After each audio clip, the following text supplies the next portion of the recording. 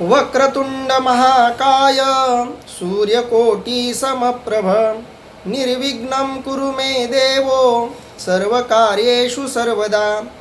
पुंडलीकवरदा हरिविठ्ठल श्री ज्ञानदेव तुकाराम पंढरीनाथ भगवान की जय. माऊली ज्ञानेश्वर महाराज की जय. जगद्गुरु संत तुकाराम महाराज की जय. सब संतन की जय.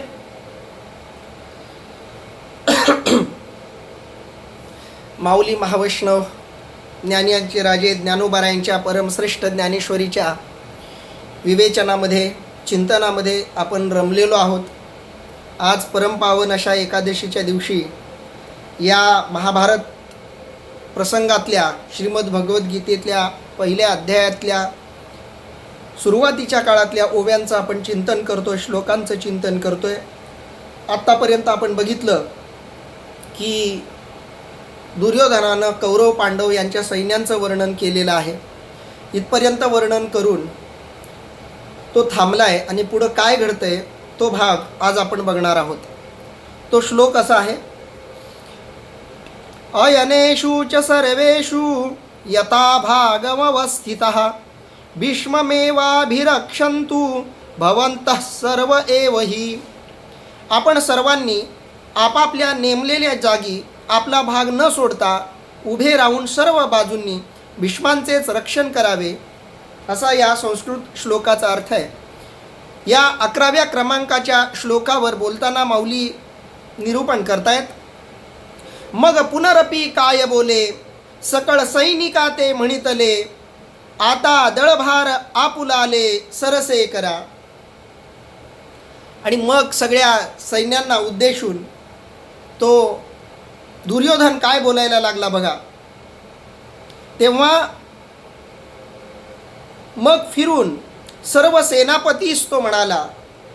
आतापर्यंतचा जो संवाद आहे तो दुर्योधनाचा द्रोणाचार्यांबरोबरचा झालेला तो सगळा संवाद आहे. आता तो सगळ्या सेनापतींकडे वळून बोलायला लागलाय. मग फिरून सर्व सेनापतीस म्हणाला, अहो आता आपापले सैन्य सज्ज करा. मग पुनरपी काय बोले. पुन्हा तो बोलायला लागला. आता हे सगळं कुणाला बोलायला लागला तर सकळ सैनिका ते म्हणितले.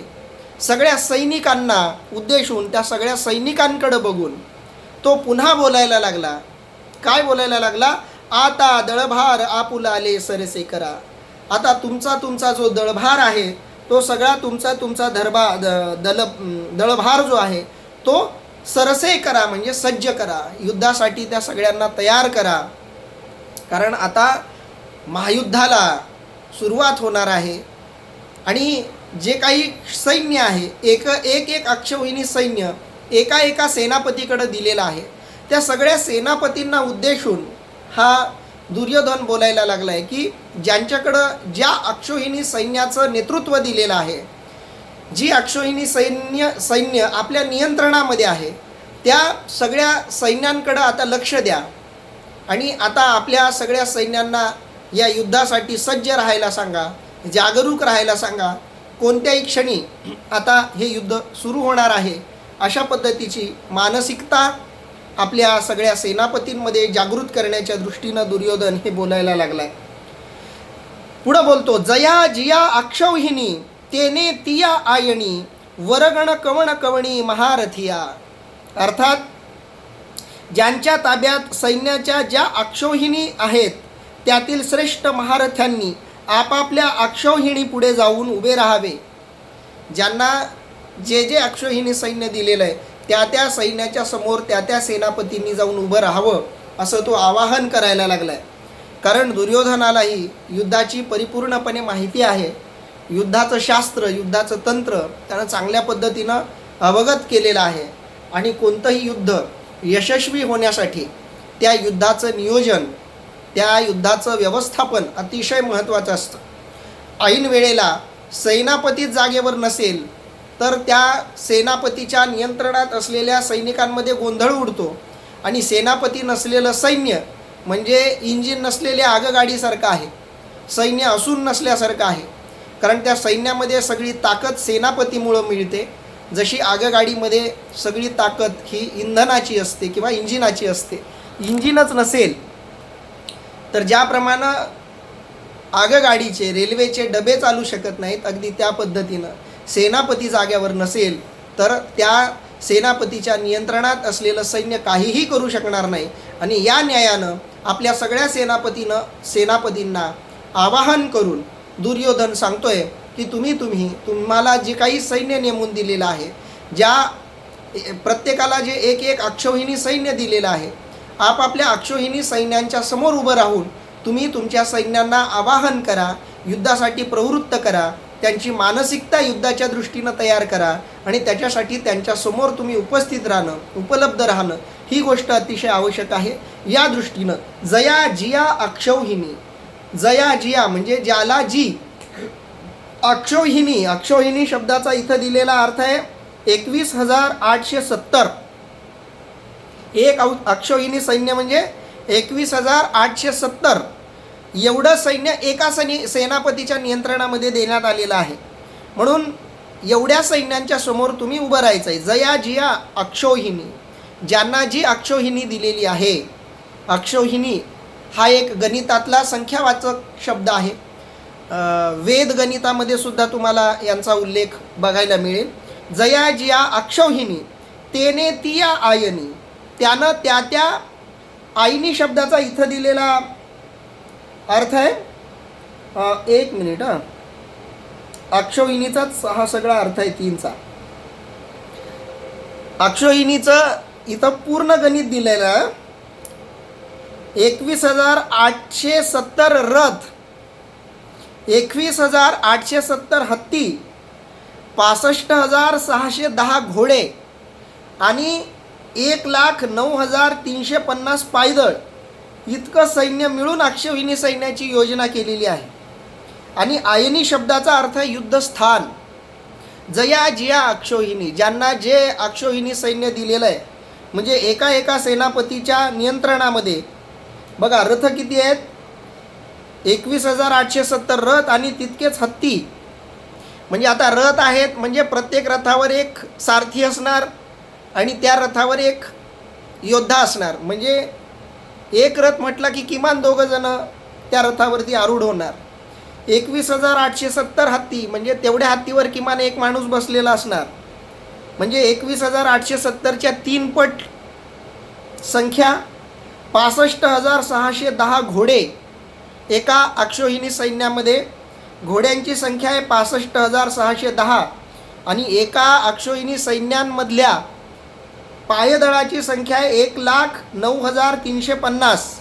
आता हे सगळं गणित जर आपण व्यवस्थित लावून संख्या काढली तर जेवढी संख्या येईल ते पुन्हा किती अक्षौहिणी सैन्य, त्या तुलनेत आपण गणित करून कौरवांच्या बाजूनं किती मोठं सैन्य लढत होतं, त्या युद्धातल्या सैनिकांची संख्या किती होती याचा एक अंदाज लावू शकतो.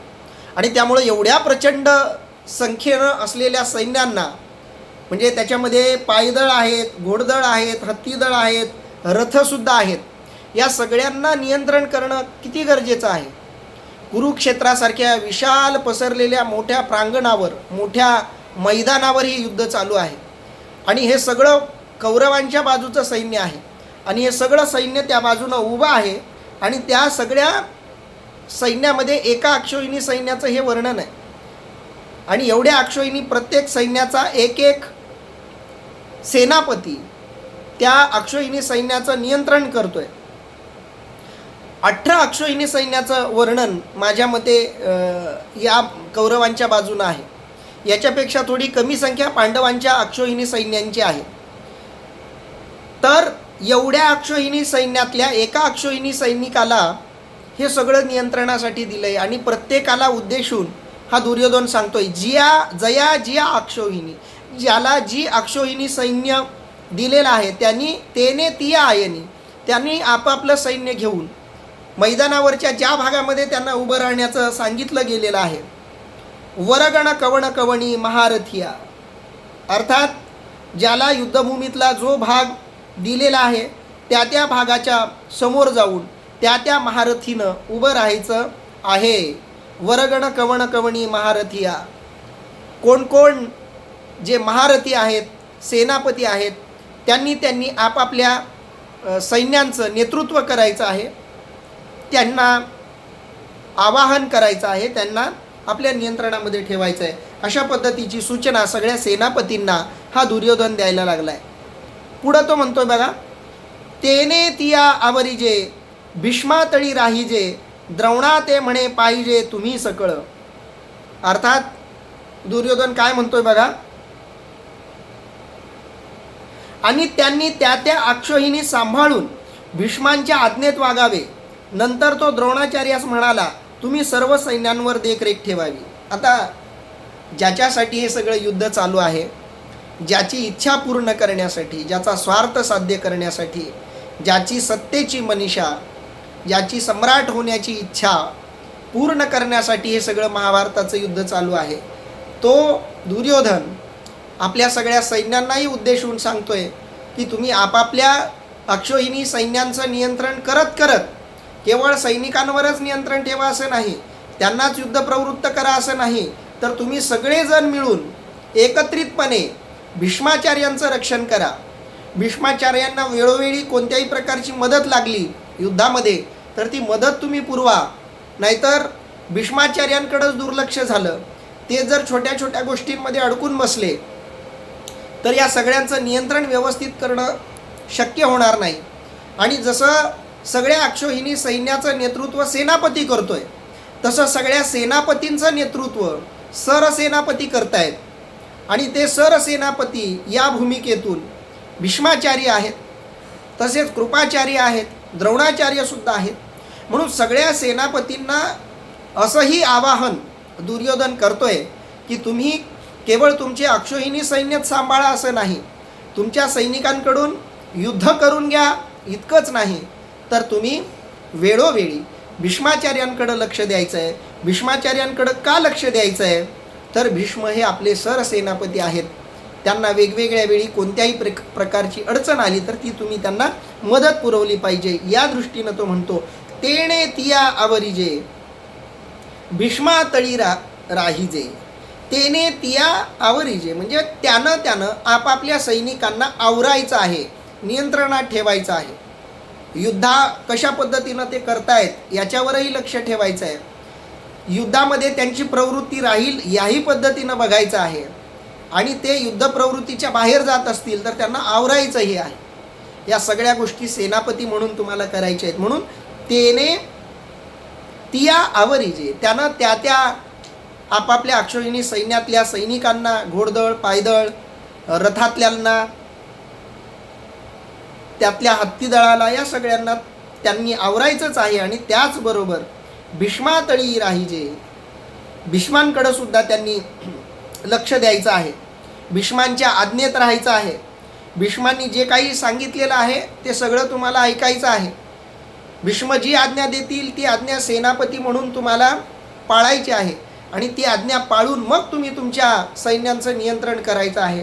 कारण सरसेनापती कोणत्या वेळेला कोणत्या अक्षोहिणी सैन्याला किंवा कोणत्या सेनापतीला कुणाच्या विरोधात कुठं लढायला सांगतील त्या पद्धतीनं, त्याप्रमाणे तुम्हाला नियोजन करायचं आहे. आणि त्या सेनापतींना सगळ्यांना एकत्रितपणे दुर्योधन सांगतोय की तुम्ही सगळ्यांनी द्रोणाचार्यांच्या आज्ञेमध्ये राहायचं आहे. द्रोणाचार्य जसं सांगतील त्या पद्धतीनं तुम्हाला ते युद्ध करायचं आहे. आणि पुढं तो म्हणतोय बघा, द्रोणा ते म्हणे पाहिजे तुम्ही सकळ. आणि मग द्रोणाचार्यांकडे वळून पुन्हा तो म्हणायला लागलाय की तुम्ही सुद्धा या सगळ्यांकडं तुम्हाला लक्ष द्यायचं आहे, या सगळ्या सेनापतींवरती तुम्हाला लक्ष द्यायचं आहे. म्हणजे ते भीष्मांची आज्ञा पाळतायत का, आपल्या सगळ्या सैनिकांवरती ते नियंत्रण ठेवतायत का, ते स्वतः नियंत्रणात आहेत का, जागेवर आहेत का, या सगळ्या गोष्टी तुम्ही स्वतः बघा असं द्रोणाचार्यांना हा दुर्योधन सांगायला लागलाय. पुढं तो बोलतोय बघा, हाची एकू रक्षावा मी तैसा हा देखावा येणे दळभारू आगवा साचू आमुचा. अर्थात आणि भीष्मास मजप्रमाणे समजून त्यांचे रक्षण करावे, कारण आमच्या सर्व सैन्यांची भिस्त त्यांच्यावरच आहे. कारण दुर्योधनांचा सगळ्यात जास्त विश्वास जर कोणावर असेल तर तो भीष्माचार्यांवरती आहे. कारण भीष्माचार्यांचं कर्तृत्व भीष्माचार्यांचं वागणं, भीष्माचार्यांचं वैराग्य एवढं दिव्य आहे की त्यांनी आपल्या जीवनातून दुर्योधनासारख्या माणसाच्या मनामध्ये सुद्धा प्रेमाची, आपुलकीची आणि विशेष म्हणजे विश्वासाची जागा निर्माण केलेली आहे. ज्या दुर्योधनाला इतर कुणावरही विश्वास नाही, त्याला आपल्या सैनिकांवरही तितकासा विश्वास नाही, मध्ये मध्ये आपल्याला त्या गोष्टी जाणवतात, त्याला आपल्या जवळपासच्याही लोकांवरती विश्वास नाही, अशी थोडीशी अविश्वसनीय वृत्ती असलेला दुर्योधन भीष्माचार्यांवरती मात्र पूर्ण विश्वास टाकून आहे. आणि तो द्रोणाचार्यांनाही म्हणतोय की जसं माझं तुम्ही सगळेजण रक्षण करता, माझ्या जीवाची, माझ्या प्राणाची तुम्ही सगळेजण मिळून रक्षा करता, अगदी तशीच रक्षा तुम्ही या भीष्माचार्यांची सुद्धा करावी, कारण हाची एकू रक्षावा. कारण भीष्म सुरक्षित राहिले तर आपला दळभार सुरक्षित राहील. म्हणजे जितकं मोठं आणि महत्त्वाचं पद तितकी त्याची सुरक्षा महत्त्वाची असते. आपणही आपल्या देशाच्या पंतप्रधानांना, राष्ट्रपतींना, मुख्यमंत्र्यांना जितक्या मोठ्या पदावर तुम्ही असाल तितकी मोठी सुरक्षा आपण प्रदान करतो. लोकशाही राष्ट्रामध्ये सुद्धा जरीही आपण सगळ्या माणसांना समान लेखत असलो, न्याय प्रक्रियेमध्ये, लोकशाहीमध्ये, संसदीय शासन प्रणालीमध्ये प्रत्येक माणसाला तितकंच महत्त्व असलं तरीही महत्त्वाच्या पदावरच्या लोकांची जीविताची सुरक्षा ही महत्त्वाची यासाठी आहे की तो एकदा नेता, त्याला त्याच्या संदर्भात एखादी गोष्ट घडली तर ती गोष्ट देशाच्या संदर्भात घडत असते. पंतप्रधानाला काही झालं तर केवळ एका व्यक्तीला काही होत नाही, सगळ्या देशाला ते होतं. म्हणून पंतप्रधानाच्या संदर्भात कोणती गोष्ट घडली तर ती गोष्ट देशासाठी लज्जास्पद असते, देशासाठी घातक असते, देशाच्या अब्रूचा विषय तिथं येत असतो. आणि म्हणून जितकं पद मोठं तितकी त्याची सुरक्षा गरजेची असते. आणि म्हणून भीष्माचार्य जरी युद्धामध्ये मुख्य पदावर असले तरी याच कारणामुळं त्यांचं रक्षण करणं, त्यांच्या जीवितांचं संरक्षण करणं ही गोष्ट अतिशय महत्त्वाची आहे. म्हणून दुर्योधन म्हणतो हाची एकू रक्षावा. बाकी कुणाची रक्षा करण्याची तितकीशी गरज नाही, कारण एक सैनिक मेला तर फक्त एक सैनिक मरतो, पण एखादा सेनापती मेला तर त्याचं सगळं अक्षोहिणी सैन्य भरकटतं. आणि सरसेनापतीला दुर्दैवानं काही झालं तर सगळे सेनापती बिथरतात. सेनापती बिथरले की सगळे सैनिक बिथरतात. आणि सैनिक बिथरू नयेत याच्यासाठी सेनापतीनं आणि सरसेनापतीनं म्हणजे सगळ्या गोष्टींची, विशेषतः आपल्या सरसेनापतीची काळजी घेणं ही गोष्ट अतिशय महत्त्वाची असते. अगदी छत्रपती शिवाजी महाराजांच्या काळामध्ये सुद्धा लाख मेले तरी चालतील पण लाखांचा पोशिंदा जगला पाहिजे, ही जी भूमिका होती मावळ्यांची, त्या भूमिकेमागची मानसिकता हीच जी महाभारतामध्ये पेरली गेलेली आहे. महाभारत युद्धकलेच्या संदर्भात हीच गोष्ट शिकवतं की सरसेनापतीचं संरक्षण ही सेनापतीची जबाबदारी आणि सेनापतीचं रक्षण ही सगळ्या सैनिकांची जबाबदारी. कारण सैनिक कितीही गेले तरी युद्धाचा विजय पराजय निश्चित होत नाही, पण सेनापती आणि सरसेनापती हरला की युद्ध हरलं असं गृहीत धरलं जातं. आणि म्हणून सेनापतींनी सरसेनापतीची रक्षा आणि सरसेनापतीनं राजाची रक्षा करणं ही गोष्ट अतिशय गरजेची असते. आणि म्हणून छत्रपती शिवाजी महाराजांच्या जीवाची रक्षा करण्यासाठी सगळ्या मावळ्यांनी आपला प्राण हातामध्ये घेतलेला होता. शिवाजी महाराजांसाठी आपल्याला प्राणाची आहुती देण्याची संधी ही सर्वश्रेष्ठ संधी आहे असं मावळे मानत होते. यामागची मानसिकता ही होती की शिवाजी महाराज ही एक सामान्य व्यक्ती नव्हती, ती एक वृत्ती होती. शिवाजी महाराज हे एक वृत्त होतं, एक तत्त्व होतं, ज्या तत्त्वानं कितीतरी वर्षानंतर जन्म घेतलेला होता, ज्या विचारानं कितीतरी वर्षाच्या नंतर हे संघटन उभं केलेलं होतं. आणि म्हणून शिवाजी महाराजांसारखा माणूस जर हयातीत नसेल तर कोणत्याही पद्धतीनं स्वराज्य उभं करता येणार नाही. म्हणून स्वराज्याच्या उभारणीसाठी शिवाजी महाराजांसारखं तत्त्व आणि सत्व जिवंत राहिलं पाहिजे, ही सगळ्या मावळ्यांची भूमिका होती. छत्रपती शिवाजी महाराजांच्या मृत्यूनंतर म्हणजे 1630ला शिवाजी महाराजांचा जन्म आणि 1680ला मृत्यू, तर 1680ला मृत्यू झाल्यानंतर औरंगजेबाला सगळ्यात जास्त आनंद झाला की आता आपल्याला सहजपणे स्वराज्य गिळता येईल. कारण शिवाजी ही एक वृत्ती होती, एक प्रखर हिंदुत्ववाद असलेला तो राजा होता, जो शत्रूला आणि मित्राला या दोघांमध्ये केवळ वैरभाव असेल तरच शत्रूला शत्रू मानायचा. कोणत्या तरी जातीमुळं धर्मामुळं कधी कुणी त्यानं वैरभाव ठेवला नाही. कोणत्याही स्त्रीला भले ती शत्रूची असेल तिला कधी वाईट नजरेनं बघितलं नाही. आणि असा शिवाजी राजा आता संपला आहे. म्हणजे सहज आपण आता म्हणजे मुघलांची सहज सत्ता सबंध म्हणजे मराठा साम्राज्यावर प्रस्थापित होईल असं औरंगजेबाला वाटलं होतं. आणि मराठ्यांची सत्ता गिळायची त्याची इच्छाच होती, खूप जुनी मनीषा होती. ती पूर्ण करण्यासाठी तो आलाही होता. पण त्याला हे इथं आल्यावर 27-28 वर्षानंतर कळलं की शिवाजी ही एक वृत्ती नव्हती, शिवाजी ही एक व्यक्ती नव्हती, तर ती एक वृत्ती होती, तो एक विचार होता. ते एक जिती जागती ती वैचारिक मशाल होती जी शिवाजी महाराजांनी आपल्या आयुष्याच्या केवळ 50 वर्षात प्रत्येक मराठी माणसाच्या मनात निर्माण केलेली होती. आणि म्हणून लगेच छत्रपती संभाजी महाराजांचा उदय झाला आणि संभाजी महाराजांनीही बरंच सळो की पळो औरंगजेबाला करून सोडलं.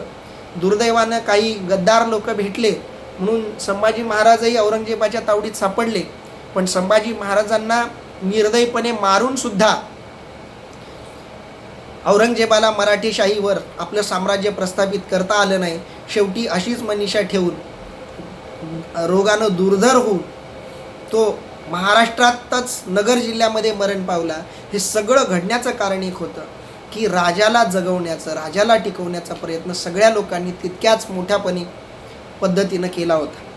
शिवाय म्हणजे संभाजी महाराजांच्या मृत्यूनंतर दुर्दैवानं मराठीशाही पुन्हा विस्कळीत झालीच. कारण राजारामांना संभाजीराजांसारखं राज्य सांभाळण्याचं नेतृत्व त्यांच्याकडं नव्हतं. नंतर मराठीशाहींमध्ये बरेच काही परस्पर वाद होते, आपल्याला त्याच्यामध्ये जायचं नाही. पण आपण महाभारतातल्या या दुर्योधनाच्या वाक्याकडं खूप बारकाईनं बघायला हवं. हाची एकू रक्षावा, का तर या सरसेनापतीचं रक्षण झालं की बाकी सैनिकांचं आपोआप रक्षण होतं. आणि सैनिकांचं कितीही रक्षण करून उपयोग नाही जर सरसेनापती जागेवर नसेल तर. म्हणून सरसेनापतीची गरज आहे. आणि हा जो युद्धाचा नियम आहे, हा युद्धाचा नियम द्रोणाचार्यांना दुर्योधन सांगतोय. हे नियमही आपण समजून घेतले पाहिजेत. हाची एकू रक्षावा, मी तैसा हा देखावा. जितका राजा महत्त्वाचा तितकाच सरसेनापती महत्त्वाचा. सरसेनापती हारला की राजा हारला. म्हणून माझं संरक्षण जितकं गरजेचं आहे तितकं द्रोणाचार्यांचं संरक्षण गरजेचं आहे. म्हणून मी तैसा हा देखावा, जसा मी आहे तसं तुम्ही भीष्माचार्यांना बघा, मीच आहे असं समजा. येणे दळभारू आघवा साचू आमुचा, यांच्यामुळंच भीष्माचार्यांमुळंच येणे दळभारू आघवा, दळभार जो सगळा आघवा म्हणजे पूर्ण दळभार जो आहे तो यांच्यामुळंच साचू आमुचा, खरा त्यांच्यामुळंच हा सगळा जिवंत आहे, सत्य आहे, अस्तित्वात आहे. जर भीष्माचार्यच नसते तर हा सगळा दळभारच इतक्या चांगल्या पद्धतीनं सुनियोजित झाला नसता. ते आहेत म्हणून हा दळभार आहे आणि म्हणून तुम्ही त्यांचं संरक्षण करा, अशा पद्धतीचं आवाहन द्रोणाचार्यांना दुर्योधन करायला लागलेलं आहे. हे काही महत्त्वाचे दुर्योधनाचे श्लोक झाल्यानंतर भगवद्गीतेमध्ये संजयाचा एक महत्त्वाचा श्लोक श्रीमद भगवद्गीतेमध्ये पुढचा आहे. संजय उवाच तस्य संजनयन् हर्ष कुरु वृद्ध पितामहा सिंहनादम विद्यद्योश्चय शंखम दद्मो प्रतापवान. अर्थात त्यानंतर दुर्योधनाच्या हृदयात हर्ष उत्पन्न करण्यासाठी पराक्रमी कुरुवृद्ध भीष्मांनी सिंहनादाप्रमाणे गर्जना करून शंख वाजविला. आणि एवढं कौतुक आपलं दुर्योधन करतोय हे कळल्याबरोबर भीष्मांनाही आनंद झाला आणि भीष्माचार्यांनी आनंदित होऊन आपला शंख वाजवायला सुरुवात केली, असं हे वर्णन आहे. माऊली या श्लोकावर काय विवेचन करतायत बघूया. या राजयाचिया बोला सेनापती संतोषला, मग तेणे केला सिंहनादू. राजा दुर्योधनाचे हे भाषण ऐकून भीष्मास फार संतोष झाला आणि त्यांनी सिंहनाद केला.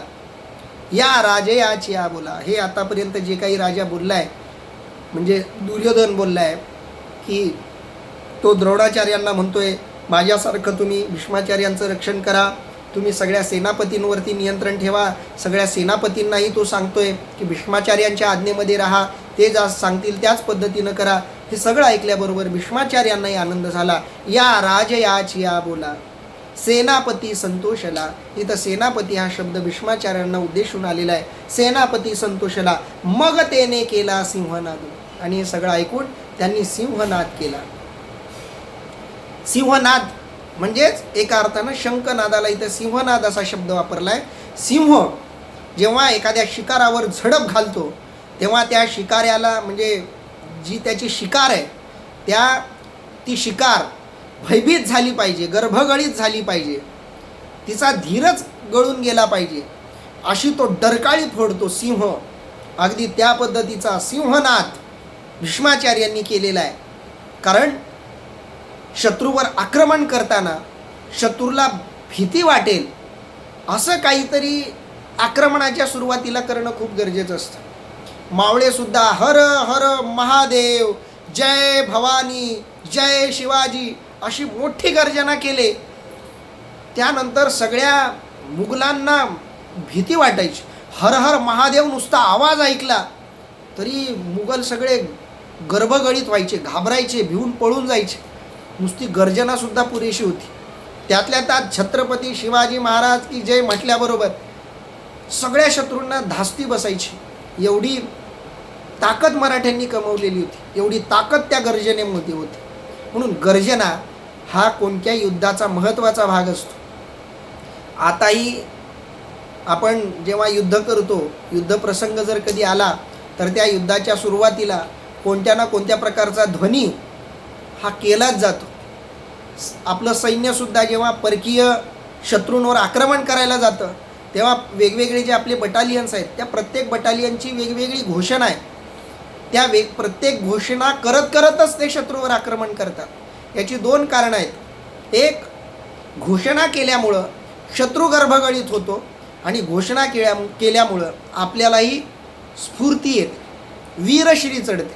म्हणून आपल्यामध्ये वीरश्री चढावी आणि समोरच्या शत्रूला गर्भगळीत करता यावं, त्याचं सामर्थ्य खचावं, त्याच्यातला पराक्रम कमी व्हावा, त्याच्यामध्ये भीती बसावी, या दृष्टीनं हा सिंहनाद असतो. आणि म्हणून सेनापती संतोषला मग तेने केला सिंहनाद. आणि मग भीष्माचार्यांनी सिंहनाद केला.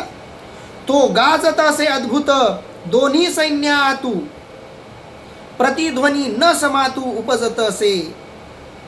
अर्थात तो नाद दोनही सैन्यात दुमदुमून गेला, तो इतका की त्याचा प्रतिध्वनी आकाशात देखील मावेना. आता पितामह भीष्म आहेत, भीष्माचार्यांचा तो ध्वनी आहे, त्यांचं ते शंख आहे, त्यांनी वाजवलेला तो शंख आहे. तर तो शंख काही साधासुद्धा नसणार, वाजवणारे भीष्म. आणि मग त्यांच्या त्या शंखनादाचं वर्णन बघा, किती सुंदर, अद्भुत रस, भयानक रस, वीर रस या एका अध्यायामध्ये आपल्याला बघायला मिळतोय. कारण ज्ञानेश्वरीमध्ये सगळ्या प्रकारचे रस आहेत. वेगवेगळ्या वेळी वेगवेगळ्या रसांची उधळण माऊलींनी केलेली आहे. तसं श्रीमद भगवद्गीतेमध्ये असा रौद्र रस या स्वरूपाचा, भयानक स्वरूपाचा रस, वीर स्वरूपाचा रस बराच दुर्मिळ आहे. कारण माऊलींच्या स्वभावाला, प्रकृतीला हा रस तितकासा साजेसा नाही. माऊली भक्तिरसामध्ये रमताना दिसतात, माऊली ज्ञानाच्या वर्णनात रमताना दिसतात. पण इथला जो भयानक रस म्हणा किंवा रौद्र या स्वरूपाचा जो रस आहे त्याचं खूप सुंदर वर्णन माऊलींनी केलं आहे. तो गाजत असे अद्भुत. तो जो सिंहनाद होता तो गाजणं म्हणजे आवाज करणं. तो गाजत असे अद्भुत, अद्भुत असा तो गाजायला लागलाय, अद्भुत असा त्याचा आवाज यायला लागलाय. दोन्ही सैन्यात, दोन्ही बाजूच्या सैन्यांना तो आवाज यायला लागलाय. कारण तो ध्वनीच इतका मोठा आहे की असा कोणताही सैन्य नाही, भलेही तो शत्रूचा असो किंवा मित्र बाजूचा असो, दोन्ही सैन्यांना तो आवाज तितक्याच तीव्रपणे ऐकू यायला लागलाय. तो गाजत असे अद्भुतू दोन्ही सैन्यातू, प्रतिध्वनी न समातू उपजत असे. प्रतिध्वनी, त्या सिंहाचा जो प्रतिध्वनी आहे ध्वनीला लागून येणारा जो आवाज आहे, न समातू, न समातू, समातू म्हणजे मावणं, न समातू म्हणजे न मावणं, उपजत असे तो सिंहनाद इतका इतका भयंकर तो सिंहनाद आहे हा. तो सिंहनाद आणि त्या सिंहनादाचा प्रतिध्वनी इतका भयंकर आहे, इतका विशाल आहे, इतका तीव्र आहे की माऊली सांगतायत गगनामध्ये सुद्धा त्याचा प्रतिध्वनी मावत नाही, एवढा तो आवाज होता. आकाशामध्ये सुद्धा तो प्रतिध्वनी मावत नव्हता, एवढा प्रचंड आवाज त्या शंखध्वनीचा आलेला आहे. मुळात शंखाचा जो ध्वनी असतो तो मुळातच प्रचंड असा असतो. तर असा तो आवाज यायला लागलाय. तयाची तुलगासवे वीर वृत्तीचे निथावे दिव्य शंख भीष्मदेवे आस्फुरिला. अर्थात तो प्रतिध्वनी होत आहे, तोच वीरवृत्तीच्या बळाने भीष्मांनी आपला दिव्य शंख वाजविला. आणि पुन्हा पुन्हा पुन्हा पुन्हा तो प्रतिध्वनी शांत होतोय न होतोय, तोच पुन्हा पुन्हा वीरवृत्तीच्या बळाने सगळी ताकद लावून, ज्या भीष्मांमध्ये एवढी प्रचंड शक्ती आहे, ती सगळी शक्ती एकवटून, आपली सगळं आपलं बळ एकवटून भीष्मांनी त्यावेळी आपला तो दिव्य शंख वाजविलेला आहे. शंख वाजवणं ही युद्धनीती आहे. शंख वाजवल्याबरोबर सगळं सैन्य युद्धासाठी सज्ज होतं. ज्या सेनापतीनं शंख वाजवलाय तो सेनापती शंख वाजवून सगळ्या शत्रू पक्षातल्या सैन्यांना, सेनापतींना, सरसेनापतींना तो सूचना करतोय की मी आता युद्धासाठी प्रवृत्त झालो आहे, मी आता युद्धासाठी तयार आहे, माझ्या बाजूनं कधीही तुमच्यावरती आक्रमण होऊ शकतं, हे सांगण्यासाठी शंखनाद आहे. शंखनादाला अतिशय महत्त्व आहे युद्धाच्या शास्त्रामध्ये. तुम्ही युद्ध थेट करू शकत नाही. युद्ध कधी करायचं, युद्ध कधी थांबवायचं, युद्धविरामाचे वेगळे नियम आहेत, युद्ध करण्याचे वेगळे नियम आहेत, युद्ध सुरू करण्याचे वेगळे नियम आहेत. युद्ध सुरू करण्याचा नियम न पाळता तुम्ही युद्ध सुरू करू शकत नाही. आणि युद्धविराम झाल्यानंतर तुम्ही युद्धाशी संबंधित कोणतीही गोष्ट करू शकत नाहीत, म्हणजे आक्रमण वगैरे तुम्ही त्यावेळी करू शकत नाहीत. म्हणून भीष्माचार्यांनी शंखनाद करून शत्रू सैन्यांनाही आव्हान केलं की आम्ही आता युद्धासाठी सज्ज आहोत, तुम्ही आमचं आक्रमण सहन करण्यासाठी तयार राहा, ही सूचनाही त्यांनी दिली.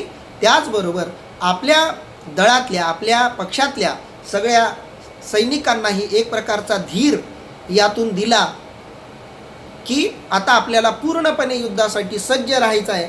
आणि तो प्रचंड असा ध्वनी ऐकून निश्चितच द्रोणाचार्यांच्या बाजूला असलेल्या सगळ्या सैनिकांना एक आनंद झाला असेल की एवढा प्रचंड ध्वनी जो काढू शकतो तो आपला सरसेनापती आहे. आणि शत्रूच्या लोकांनाही तितकीच भीती आणि धास्ती वाटली असेल, एवढा प्रचंड ध्वनी जो माणूस काढू शकतो, त्याचे अस्त्रशस्त्र किती भयानक असतील. आणि या पद्धतीनं भीष्मदेवांनी तयाची तुलगासवे वीरवृत्तीचे निथावे, तयाची तुलगासवे, तुलगासवे शब्दाचा अर्थ आहे प्रतिध्वनी बरोबर. म्हणजे ध्वनी वाजवलाय, शंखध्वनी वाजवलाय, त्याचा प्रतिध्वनी आकाशात मावत नाही, तो पुन्हा परत येतोय. तो प्रतिध्वनी परत येतोय न येतोय तोपर्यंत पुन्हा दुसरा शंखध्वनी त्यांनी करायला सुरुवात केलेली आहे. आणि म्हणून तयाची तुलगासवे, पहिला ध्वनी वाजवला त्याच्या तुलगासवे म्हणजे प्रतिध्वनी बरोबर, तो प्रतिध्वनी आला की लगेच पुन्हा इकडून वीरवृत्तीचे निथावे, वीरवृत्ती अंगातली सगळी एकवटवून, थावे शब्दाचा अर्थ आहे बळाने, ताकदीने, शक्तीने, सगळी वीरवृत्तीची शक्ती एकत्र आणून दिव्य शंख भीष्मदेवे, दिव्य असा शंख भीष्मदेवांनी, भीष्माचार्यांनी आस्फुरिला म्हणजे वाजविला. आणि भीष्मांनी तो ध्वनी एवढ्या जोरात वाजवलेला आहे. दोन्ही नाद मिनले ते त्रैलोक्य बधिरीभूत जाहले, जैसे आकाश का पडिले तुटोनिया. हे दोन्ही नाद एकत्र झाले तेव्हा त्रैलोक्य बधीर झाले, जणू आकाश कडाडून पडावे तसा भास झाला. माऊली इथं थोडासा अतिशयोक्ती अलंकार वापरून आपल्याला सुचवू इच्छित आहेत की भीष्माचार्यांनी वाजवलेला तो ध्वनी किती प्रचंड होता. किती प्रचंड होता की तो प्रतिध्वनी आणि हा ध्वनी, हे दोन्ही ध्वनी एकत्र आल्यामुळं जणू काही त्रैलोक्य बधीर झालेलं आहे. त्रैलोक्य बधीर झालं असं म्हणण्याचं कारण हे की तो आवाज ऐकून शत्रू सैन्यांची कांठाळी बसली आणि मित्रातल्या सैन्यांची कांठाळी बसली. एवढं प्रचंड तीव्र असं आंदोलन ध्वनींचं प्रतिध्वनींचं तिथं तयार झालं आणि त्या ध्वनीमुळं जणू काही त्रैलोक्य बधीर झालेलं आहे. कुणालाही ऐकायला येत नाही आहे अशी परिस्थिती झालेली आहे. एवढा प्रचंड तीव्र असा शंखनाद भीष्माचार्यांनी केला आहे. ते दोन्ही नाद एकत्र झाले तेव्हा त्रैलोक्य बधीर झाले, जणू आकाश कडाडून पडावे तसा भास झाला. दोन्ही नाद मिनले. दोन्ही म्हणजे तो प्रतिध्वनी जो परत आला तो आणि पुन्हा एकदा दिलेला ध्वनी, ध्वनी प्रतिध्वनी, या दोघांचा नाद एकमेकांमध्ये मिनला, मिसळला, एकत्र झाला. दोन्ही नाद मिनले ते त्रैलोक्य. त्याच ठिकाणी तीनही लोक, स्वर्गलोक, मृत्यूलोक, पाताळलोक जणू बधीरभूत झाले, बहिरे झाले. कानाला काही ऐकू येईन असं झालं त्या त्रैलोक्याला. जैसे आकाश का पडिले तुटोनिया, आणि जणू काही आकाशच पडून तुटलंय अशी भीती सगळ्यांना वाटायला लागली. मुळात आकाश हे काही पडत नाही आहे, कधीच पडत नाही आकाश, कारण आकाश नावाची कोणती वस्तूच नाही, आकाश नावाचं कोणतं अस्तित्वच नाही. आकाश म्हणजे हा केवळ एक भास, एक भ्रम आहे. पण ते आकाश खाली पडावं तुटून तसं सगळ्या लोकांना वाटायला लागलं. पुढं माऊली वर्णन करतायत. घडघडीत अंबर, उचंबळत सागर, क्षोभले चराचर कापत असे. बघा माऊली खूप सुंदर वर्णन करतायत. त्यावेळी आकाश गडगडू लागले, समुद्र उसळू लागला, हे स्थावर जंगम विश्व घाबरून जाऊन थरथर कापू लागले. किती तो प्रचंड आवाज होता बघा. त्यावेळी आकाशामध्ये सुद्धा गडगडाट सुरू झाला, ढगांमध्ये गडगडाट सुरू झाला. एवढा तो प्रचंड आवाज होता की त्यावेळी आकाश गडगडू लागले. माऊली काय म्हणतायत, घडघडीत अंबर, आकाश सुद्धा गडगड करायला लागलं, गडगड करायला लागलं. उचंबळत सागर, सागर उचंबळायला लागला, सागराच्या लाटा विशाल रूपामध्ये यायला लागल्या, सागर उसळायला लागलाय. क्षोभले चराचर, क्षोभले शब्दाचा अर्थ आहे घाबरले, चराचर, चर अचर जे काही आहे, केवळ जे चर आहेत म्हणजे जे जिवंत आहेत, जे चालते बोलते आहेत ते तर घाबरलेच, पण जे अचर आहेत, जे न हलणारे आहेत, जे स्थिर आहेत ते सुद्धा घाबरले. म्हणजे दगडसुद्धा हल्ले, भिंतीसुद्धा हल्ल्या, जे जे काही निर्जीव गोष्टी होत्या त्या सगळ्या हल्ल्या. एवढा प्रचंड ध्वनी भीष्माचार्यांनी केला. घडघडीत अंबर, उचंबळत सागर, क्षोभले चराचर कापत असे. आणि या पद्धतीनं सगळं चर अचर, सगळी सृष्टी थरथरा कापायला लागली. एवढा प्रचंड असा आवाज त्यांनी केलेला आहे. तेने महाघोष गजरे, दुमदुमिताती गिरी कंदरे, तव दळा माझी रणतुरे आस्फुरिली. अर्थात माऊली म्हणतायत, आणि त्या महानादाच्या घोषाने पर्वतांच्या गुहांमधून देखील प्रतिध्वनी उठले. असे चालू असता त्या सैन्यांमध्ये रणवाद्ये वाजू लागली. आणि हा जो ध्वनी भीष्माचार्यांनी आपली सगळी शक्ती एकवटून वाजवला, त्या ध्वनी आणि प्रतिध्वनीच्या संगमातून असा काही तीव्र प्रचंड आवाज तयार झाला की त्या महानादाच्या घोषानं पर्वतांच्या गुहांमधून सुद्धा प्रतिध्वनी उमटायला लागले. अगदी वेगवेगळ्या गुहांमधूनही आवाज यावा आणि तो आवाज आणखी भयानक व्हावा, या पद्धतीचं हे सगळं इथं घडायला लागले. तेने महाघोष गजरे, त्या महाघोषाच्या गजरानं म्हणजे त्या सिंहनादानं किंवा त्या शंखनादानं, दुमदुमिताती गिरी कंदरे, धुमधुमायला लागलेले आहेत. गिरी कंदरे माऊलीने वापरलेला शब्द आहे गिरी कंदरे, पर्वतांच्या गुहा. गिरी म्हणजे पर्वत, कंदरे म्हणजे गुहा. पर्वताच्या आतला जो गाभा आहे, पोकळी आहे पर्वताच्या आतली, त्याच्यामधून सुद्धा आवाज यायला लागले. तव दळा माझी रणतुरे आज फुरिली. आणि तो आवाज कानावर पडल्याबरोबर सगळ्या दळातल्या सगळ्या लोकांना कळलंय की आता आपल्याला युद्धासाठी सज्ज व्हायचं आहे. म्हणून त्यांच्या त्या भीष्माचार्यांच्या शंखनादामध्ये यांनी सुद्धा आपली आपली तुरे रणवाद्ये वाजवायला सुरुवात केली. तव दळा माझी रणतुरे आस्फुरिली. आस्फुरिली म्हणजे वाजवणं. तव म्हणजे त्यावेळेला, दळा माझी प्रत्येक दळामध्ये, प्रत्येक सैन्यांच्या गटामध्ये दळा माझी रणतुरे आस्फुरिली. आणि मग रणवाद्य या सगळ्या लोकांनी वाजवली. कल्पना करा, महाभारताचं युद्ध चालू आहे. या महाभारताच्या युद्धामध्ये कौरव पांडव आमने सामने उभे आहेत. अगदी लाखोनं सैन्य दोन्ही बाजूला आहे. आणि या सैन्यांच्या मध्यभागी उभे असलेले भीष्माचार्य प्रचंड असा शंखनाद करतायत. त्या शंखनादाचा प्रचंड ध्वनी सगळ्या सैन्यांमध्ये पोहोचला. सगळ्या सैन्यांना कळले की आता आपल्याला युद्धासाठी सज्ज व्हायचं आहे. आणि म्हणून प्रत्येकानं आपापलं जे काही रणवाद्य आणलेली होती, युद्धासाठी वापरली जाणारी जी वाद्य होती, या वाद्यांना युद्धामध्ये खूप महत्त्व असतं. विशिष्ट वाद्यातून विशिष्ट असा अर्थ सूचित होतो. आणि त्यांनी युद्धाला आपण तयार झालो आहोत हे सूचित करण्यासाठी, हे दाखवण्यासाठी, हे दिग्दर्शित करण्यासाठी सगळ्यांनी आपापली रणतुरं वाजवायला सुरुवात केलेली आहे. आणि असा प्रचंड युद्धाचा प्रसंग इथं महाभारतातला श्रीमद भगवद्गीतेच्या या प्रसंगामध्ये सुरू आहे. 130व्या ओवीपर्यंत आपण आत्तापर्यंत चिंतन केले. उद्या आपण 131 पासून 140 क्रमांकाच्या ओव्यांचं चिंतन करू. आता सगळं युद्धप्रसंग आहे, युद्धाचं वर्णन चालू आहे, म्हणून आपण या ओव्या थोड्याशा जलद गतीनं घेतोय. कारण आपला साधनेचा जो विषय आहे तो पुढं महत्त्वाचा येणारच आहे. त्याची फक्त पार्श्वभूमी आता आपण तयार करतो. बाकीचा राहिलेला भाग आपण उद्याच्या दिवसामध्ये पुन्हा एकदा बघूयात. आज आपण इथं थांबूयात. पुंडलिक वरदा हरी विठ्ठल, श्री ज्ञानदेव तुकाराम, पंढरीनाथ भगवान की जय, माऊली ज्ञानेश्वर महाराज की जय, जगद्गुरु संत तुकाराम महाराज की जय, सब संतन की जय.